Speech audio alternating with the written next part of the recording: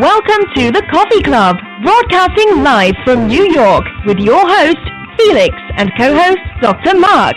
So let's have a cup of coffee and enjoy the show. There is no heaven. There is no hell. There is only this world and its dark reflection. Live. And we do not know in which of the two worlds we are. Excuse me, live from the Empire State. I'm usually the one that makes mistakes. Well, we're all allowed to make them. You just make them more often. That's very true. Live from the Empire State, Oceanside, New York. You're listening to the Coffee Club with your hosts. I'm Felix. And I'm Dr. Mark. And tonight we're simulcasting again, both live on Blog Talk Radio and Spreaker. And we're also on time. And on time. And our pods can be heard on... Go ahead. What can our pods be heard? I don't know. iHeart? Oh, iTunes. iTunes? Tune in. MyCloud. Tune in. Drop YouTube. out. Tune in. Drop out. Tune out. YouTube. If you really want to listen to us, you got hundreds of ways to listen to it. And if you don't want to listen to us, you don't have to, no matter how many places. Yeah, we're not twisting your arm. Besides, you're already listening to us. Why are we telling you this for? They might have made a mistake. They might have been looking for somebody else. Yeah, well. But in any event, ladies and gentlemen, once again, I direct your attention to our little blurb. And the topic for today is America a true democracy? And before we do that, we're going to make it democratic. You can call in at 646-595-3275. No, we're not going to make it democratic. We're going to tell them they better call in. Oh. We're going to make it a totalitarian state. Yes. All right. Also, you can join a chat room. It's always there for you to make a comment if you want. And if you know anything about us, as soon as we see a question posted, we'll try to answer it as soon as we can. And as soon as somebody makes a comment, that means we can shut up and let them talk. Most of the time. Well, we enjoy having people call up and giving us their opinions, and most of them are very opinionated. Mm-hmm. And sometimes their opinions are somewhat different from ours, and sometimes they're drastically different from ours. Very true. But it's not too often that people call to agree with us, I don't think. We don't even agree with us. Oh, maybe that's a problem. I guess. But, ladies and gentlemen, we have mentioned this before on the show. Monday is our Politics and News Day, and we just want to discuss with you, the difference between a true democracy, a republic, and a parliamentarian sort of government. Now, in Canada and in Great Britain and in Israel, they have a parliamentarian government where if there is a no vote of confidence, they hold new elections. Now, if America had that type of government after the 2014 elections, when the Democratic Party lost the Senate and the Republican Party controlled both the House and the Senate, but not the party in control of the executive, they could have called, had this been a parliamentarian government, for a vote of confidence, in which case many people would have gotten their wish and probably Obama would have been voted out of office. Well, the difference, I believe, in the parliamentarian office is the people vote the parliament, and the parliament votes the premier or the prime minister or whatever you want to call it. Well, but that's what would have been. I'm just saying, the people don't actually vote for the leader. They don't vote for the prime minister. The parliament votes for the prime minister. Well, in which case we would have a choice, I guess, between Boehner and McConnell in the Republican Party as to who would be the leader of their party. No, they would choose whoever they want to run, and then they usually what happens is the Parliament, there are different parties. Now they're not called Republican or Democratic. They're Right. called Labor, Conservative. Socialist. Yeah. But they all have to agree and work with each other to pick out one candidate to represent them all. It's not like we're here, the Republicans control the Senate and the Congress, our equivalent of the Parliament. They control it, but they have no control over who the president is. Well, if we were to look at the Republican Party, I mean, that's a wide open field right now. I would assume, after listening to the weekend news shows, it seems Jeb Bush has, the early lead, shall we say. Okay. But not far behind are people like Rand Paul. Okay. So it would be very interesting. So you're looking at looking at a Democratic point of view. You're looking from a liberal station listening to it. The conservatives or the Fox network have a different view of who's leading. They're more. They think there's a better that the guy that's seems to be working head to head now with Bush is the governor of Wisconsin. Scott Walker.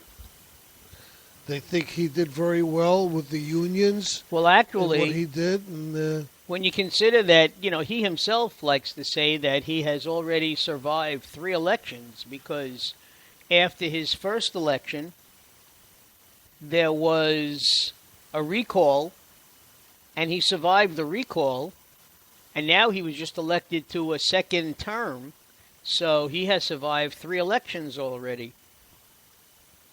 In a state that I don't think is completely Republican.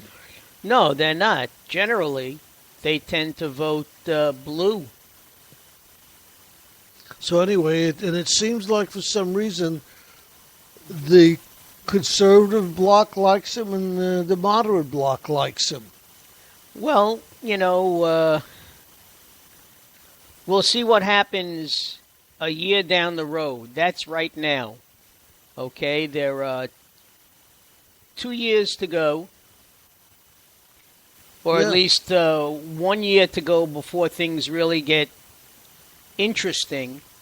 Okay, so let's see, what's going to be a year from now. Yeah, it seems like, who was it? I think Ron Paul pulled out. Did he? Yeah, I think so. I'm not Was sure. that today? I don't know. I thought he pulled out. Well, I don't think so, but I do know that he and Christie were in a little hot water about vaccinations and the measles over the weekend, trying to talk back what they had said. And also, a lot of the doctor is getting a lot of attention in the Republican Party. He's a non-politician. I'm horrible with names, ladies and gentlemen, so you must excuse me. I leave that to Mark to know who I'm talking about most of the time. I don't know if you know who he is. He's a black MD, I think. And I don't know. He seems to be a favorite of a lot of... Oh, Carson. You're talking about Ben Carson. Yeah. Well, I'll tell you, Ben Carson has a very interesting history. I remember when I was teaching on the junior high school level, and we did a lesson. We read a little biographical blurb on Ben Carson. Ben Carson was brought up in the ghetto, mixed up with gangs and drugs at an early age, turned himself around, he was in charge of neurosurgery at Johns Hopkins University. He was the go-to surgeon if you had a child with any kind of a brain abnormality. He was the one that you would want to go to. The fact that he has become such a conservative is a little bit of a surprise to me in view of his upbringing. But, then you find, sometimes, and I stress sometimes, politicians who have been through a troubled youth and managed to pick themselves up, have no tolerance for the excuses of, gang members today, because they figure, well, if they did it, why couldn't somebody else do it?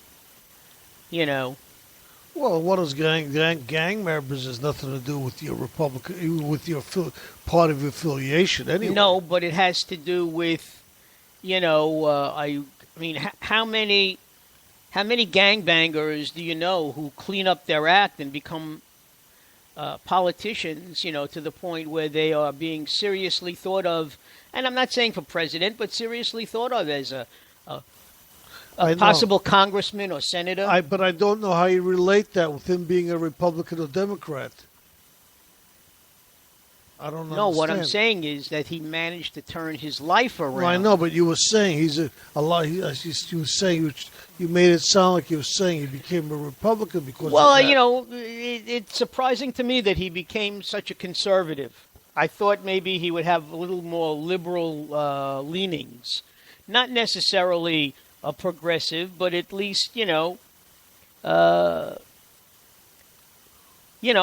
It's like. My dad once said to me when Colin Powell came out as a Republican. Okay, my father, who had the utmost respect for Colin Powell, as do I, said he doesn't understand how an African American can be, a Republican in today's society, because name one thing that the Republican Party has done for the African American people, and really, when you think about it, they haven't done a heck of a lot. Neither of the Democrats till 1964. No, but you see, the Democrats are more of a, Democrats go after social issues, No, you're right. And that would be, more attuned to, an African American or let's say a middle-class person, as opposed to a Republican who constantly, their whole thing is business. Well, if you're a successful businessman like he is, and you have money, then he might be leaning towards that direction. Well, but that's what I'm saying. The successful. Well, all right, whatever. I don't want to say any more and possibly get myself into any trouble here. So. What kind of trouble can you get yourself to? You haven't given them your address yet, but I will in a minute. Yes. He lives on his phone 646 number is 555-1212. And you'll get the weather. That's my wife, usually giving you the weather report. What's the one that they always know? That number is what they always use on the TV shows. 555. They always use 555. I know. I don't Because understand that. no All the soap operas, Because there's no 555 phones. That's true. They're usually part of an information number. I don't even think they're anything. Remember, WE61212, is weather. Yeah, you can't hurt by giving somebody a 555 number saying they're 555. Then you know it's a phony number. Very true. Anyway. But once again, 646-595-3275. We would love to hear from you. But getting back to what we were saying before, in ancient Greece, aside from the fact that, I guess Republicans would love ancient Greece because every city-state was like its own entity.